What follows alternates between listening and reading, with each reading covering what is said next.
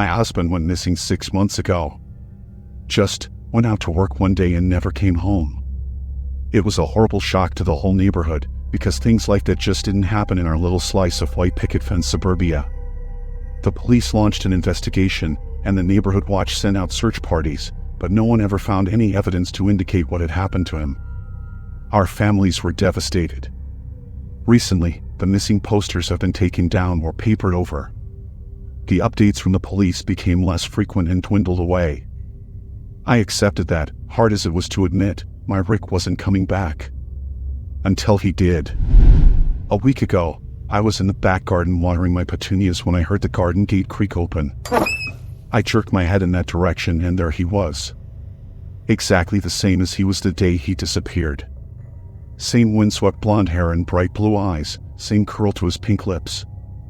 I was in shock. Our families had mourned for him, and yet there he was, standing in our garden like he had just popped out for milk or something. When I asked where he had been, he said he didn't know. He couldn't remember anything about the last 6 months.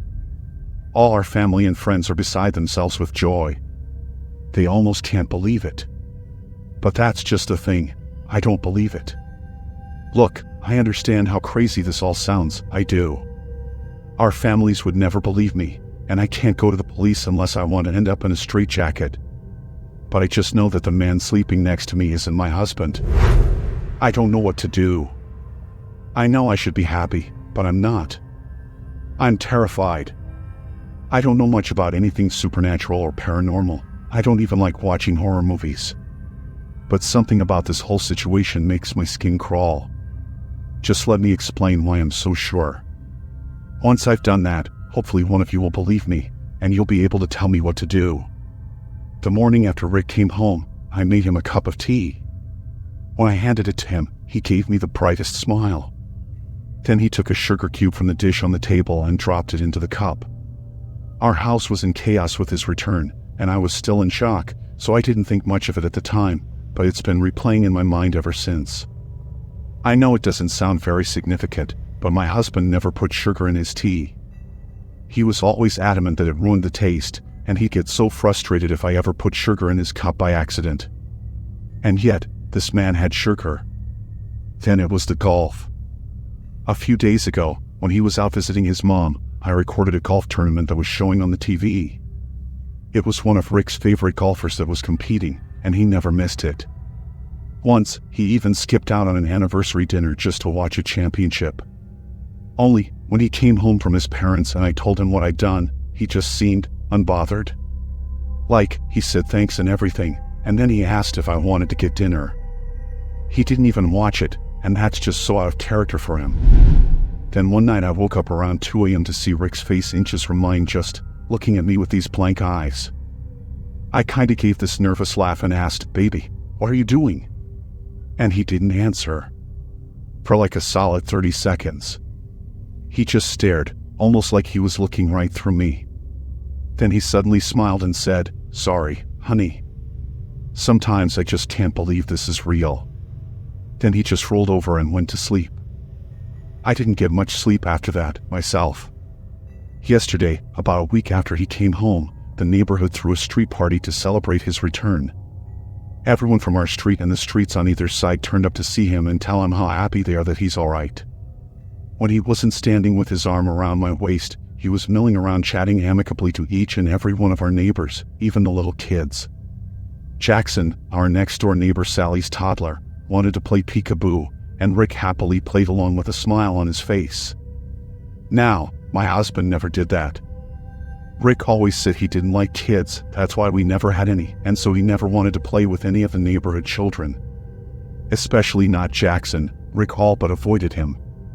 Before he disappeared, I had started to suspect it was so I wouldn't see them together and notice the subtle but unmistakable similarities. The final nail in the coffin, proverbially speaking, was Sally. Just this morning, she came knocking on our door. Her excuse was the tray of brownies she carried, but I think she just wanted to push her way into our morning so that she could see for herself what the situation was. After she left, I called her a nosy busybody. Rick laughed, kissed my head, and agreed with me. That was when I knew for sure that it couldn't really be him. Rick always used to get so mad whenever I insulted Sally, like I didn't have any right to hate her even though she'd been f***ing my husband for years. But today there was none of that. He didn't even try to defend her. I know what you must be thinking. If he was in an accident or something, he might have had some kind of traumatic brain injury that caused him to forget some things about his life, maybe even change his personality. And that's a valid, reasonable explanation. I have no doubt it's what the police would tell me if I reported all this. But you know why I'm dead certain that man isn't my husband? He doesn't have a scar. If he was really Rick, he'd have a scar on the side of his forehead shaped like the golf club I hit him with. But there's nothing. Not a mark. Honestly, I'm this close to going out tonight and digging up my petunias just to make sure he's still under there. I don't know what I'm sharing a bed with, but I know it's not my husband. So what the hell am I going to do?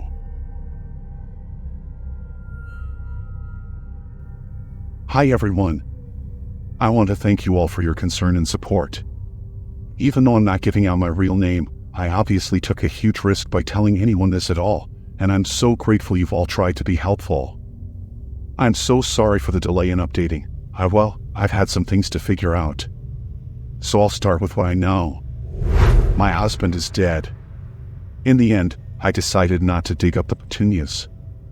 It was a rash, unadvisable notion which I have since abandoned because I realized how much worse things could get if I was caught. I've been smart about the whole thing so far, and I'm not about to throw that all away. It's too big of a risk. I did, however, thoroughly examine the flowers and the earth around them for any sign of disturbance, but I found none. Of course I found none. I don't know what I thought had happened, that my garden was some sort of pet cemetery and my husband had clawed his way back from the beyond. Even to me, of all people, that sounds crazy. No, my husband is dead. In my heart, I know that beyond any shadow of a doubt. Which means that whoever is in my kitchen right now is a complete stranger. He looks and sounds exactly like Rick. His own parents don't even notice the difference, for heaven's sake, but he doesn't act like him at all. Which tells me again that he is a stranger, that he never knew me before this, and he certainly never knew Rick. He doesn't enjoy the things Rick enjoyed. He doesn't say the sort of things Rick said. He doesn't complain, doesn't raise his voice, doesn't lie or gaslight or cheat. Frankly, he's a better husband than Rick ever was. Honestly, when I think about it like that, I'm almost tempted just to let it go. I try to let it go, not to get caught up in worrying and just accept my new life for what it is. But I find myself unable to let it go. Because, even though this man seems ordinary and kind and reasonable, there's one thing that scares me still. For someone to have so confidently taken Rick's place, they would somehow have to be sure themselves that the real Rick would not return to complicate their plans, however innocent or sinister those plans may be. Whoever this man is who is calling himself Rick, he must surely know that Rick is dead. And, if he knows that, I would bet anything that he also knows how. I've gambled with my life and my freedom before, and I don't intend to do so again. A couple of you suggested that Rick might have had a twin that, for whatever reason, I never knew about, or perhaps a doppelganger who saw his chance at a more comfortable life and took it. Either of these seemed to me to be the closest to the realm of possibility, so they were the first theories I set out to confirm or disprove. A DNA test would surely be able to confirm whether this man is my husband's twin or someone completely unrelated. Of course, I was hardly going to tell him about it. At best, he would refuse, and at worst, well, I didn't want to find out.